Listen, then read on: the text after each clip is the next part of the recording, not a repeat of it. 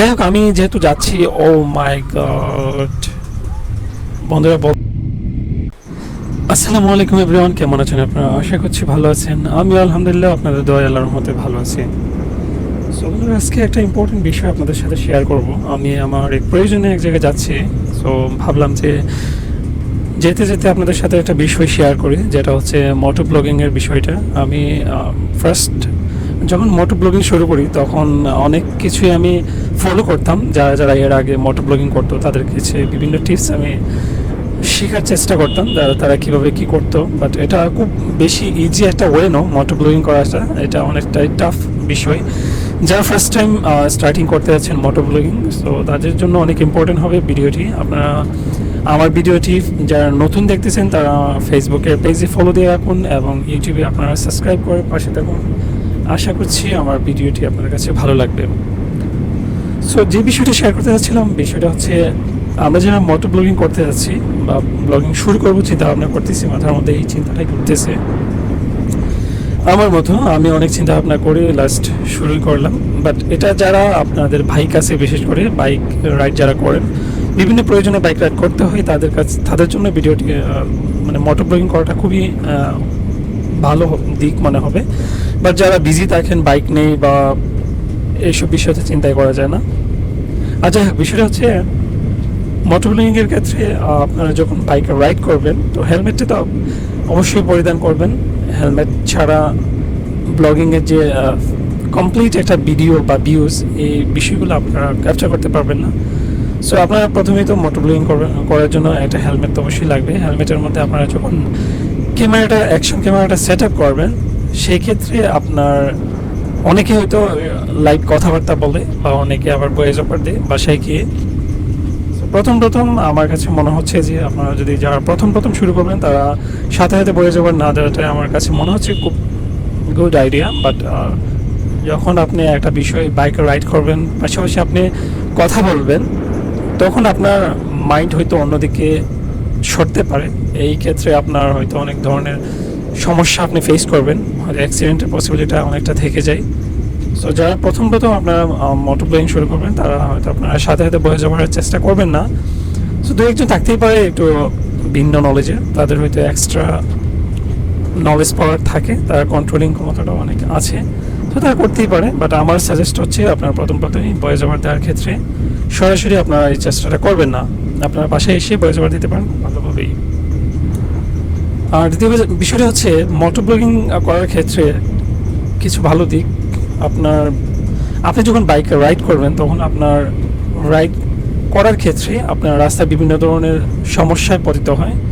অর্থাৎ বিভিন্ন রং সাইডে অনেকে গাড়ি চালায়, আপনি আপনার রাইট সাইডে থেকে অন্যজন যদি রং সাইড থেকেও এসে আপনাকে কোনো ধরনের আঘাত করে বা ধাক্কা দেয় অন্য কোনো গাড়ি, সেক্ষেত্রে বিভিন্ন ধরনের দুর্ঘটনা ঘটে। এই দুর্ঘটনাগুলো পরবর্তীতে প্রুভ করার ক্ষেত্রে কোনো ধরনের ক্লু পাওয়া যায় না, মানুষ অনেক সময় হ্যারাসমেন্টের শিকার হয়। এই ক্ষেত্রে যখনই আপনার অ্যাকশন ক্যামেরাটা আপনার কাছে থাকবে, আপনার তো অবশ্যই ভিডিও ক্যাপচার হবে।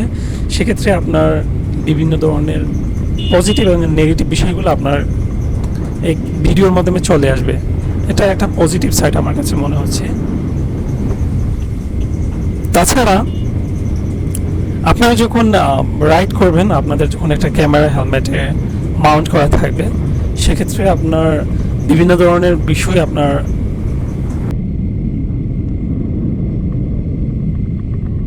যাই হোক, আমি যেহেতু যাচ্ছি, ও মাই গড বন্ধুরা, বলতে না বলতে একটা দুর্ঘটনা অলরেডি ঘটেই গেল। আপনারা একটু দেখে নেন ভিডিওটি। আমি আসলে বুঝতে পারছি না যে ইদানিং আমি যখনই বাইক রাইড করি, বাইক রাইডিংয়ে বের হই, বিশেষ করে কুকুর মাঝে মধ্যে, অর্থাৎ লাস্ট কয়েকদিন যাবৎ প্রায় সময় কুকুরগুলা হুট করে মানে আমার বাইকের সামনে চলে আসে এবং খুবই বীতশ্রত। আপনারা হয়তো যারা এরকম জানি না কার এরকম মানে কুকুর বা ছাগল বা বিভিন্ন ধরনের প্রাণী আপনাদের বাইক রাইডের সময় এরকম হাইওয়ে রোডে বিশেষ করে সামনে পড়লে আপনারা কীরকম ফেস করেন জানি না, সেটা আপনাদের আসলে এরকম হয়েছে কি না, আপনারা যাদের এরকম হয়েছে তারা আপনারা কমেন্ট করে জানাবেন। আসলে আমি ইদানিং খুব বেশি এই সমস্যাটা ফেস করতেছি, যেটা আমি মোটেও কামনা করি না এই সকল বিষয়। যাই হোক, আমি অনেক কষ্ট হলে বাইকটা আমি কন্ট্রোলিংয়ের চেষ্টা করি, বাকিটা আল্লাহ পাকের সহায় ছিল, তাই কোনো ধরনের দুর্ঘটনা হয়নি। আমি আলহামদুলিল্লাহ ভালোই ছিল, আমার কোনো ধরনের প্রবলেম হয়নি।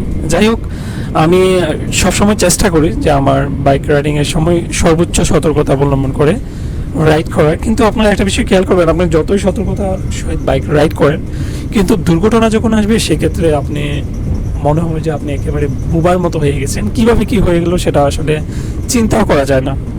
বাট তারপরেও আল্লাহ পাকের ইচ্ছা, আপনারা যারা এরকমভাবে রাইড করেন সর্বোচ্চ সতর্কতা থাকার চেষ্টা করবেন। আমি কখনোই হাই রুট বা যে কোনো ফ্রি রুটই হোক না কেন, আমি খুব বেশি স্পিডে বাইক রান করি না। এর আগে আপনাদেরকে আমি শেয়ার করেছিলাম বাইক রাইডের এক্সপিরিয়েন্সটা। বাট আমি সব সময় চেষ্টা করি আমার বাইকটা সবসময় একটা কন্ট্রোলিংয়ের মধ্য দিয়ে চালানো। সো রিসেন্টলি যে বিষয়টা আমি লক্ষ্য করলাম, আরেকদিন আমি বাইক রাইড করার সময় আমার হুট করে একটা পাখি আমার হাতের মধ্যে ধাক্কা খায়। পাখিটা সরতেছেই না, আমি বাইক রাইড করে আসতেছি এরকম ফাঁকা রাস্তা, বাট পাখি এমন সময় সে মানে উড়লো, তখন একেবারে আর কোনো স্কোপ নেই। আমার বা সাইডের যে খাদের এখানে খুব প্রচণ্ড পরিমাণে আঘাত করে। আমি আর পরবর্তীতে খেয়াল করিনি যে পাখিটার কোনো ক্ষতি হয়েছে কি না, কিন্তু আমি মোটামুটি ব্যথা পেয়েছিলাম। যাই হোক, এই বিষয়গুলো আসলে খুবই হঠাৎ করে আসে, সাডেনলি বিষয়গুলো ঘটে। আমি আশা করছি এরকম কিছু আর হয়তো ঘটবে না ইনশাল্লাহ, আল্লাহ পাক সহায়। যাই হোক, রাস্তা অনেকটা ফাঁকা আপনারা দেখতে পাচ্ছেন। আর বিশেষ করে মোটর ব্লোয়িংয়ের ক্ষেত্রে আপনারা এই সকল রাস্তার মধ্যে, অর্থাৎ ফ্রি রাস্তার মধ্যে ব্লোয়িং করাটা অনেকটা ভালো দেখায়।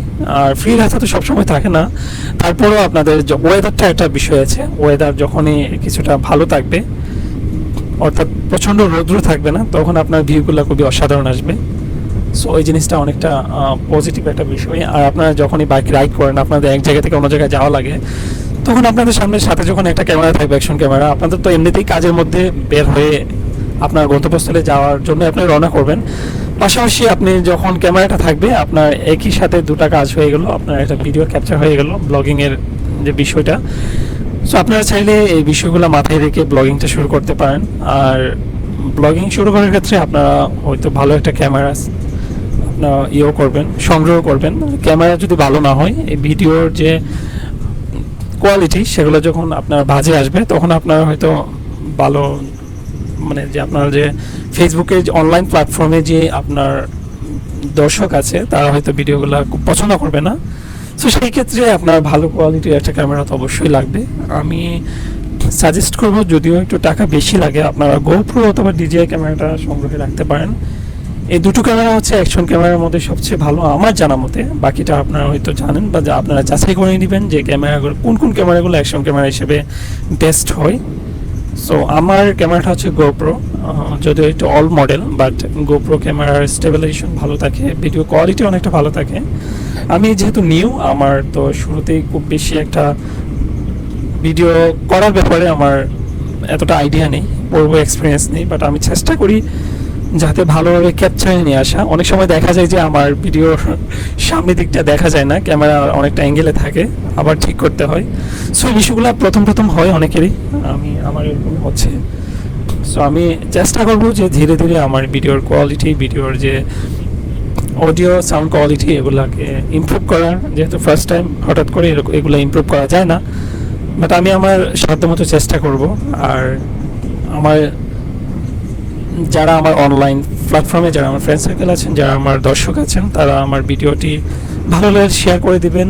আমি যেহেতু আপনাদের ভালোবাসার কারণেই ব্লগিংটা শুরু করতে চাচ্ছি, সো আমি চাইবো যে আপনাদের সাথে খুব ভালো কোনো বিষয় আপনাদের সাথে শেয়ার করার। ইনশাল্লাহ ভালো থাকবেন আশা করছি। তো আপনারা আশা করছি ভালো থাকবেন। ধন্যবাদ সকলকে, আল্লাহ হাফেজ।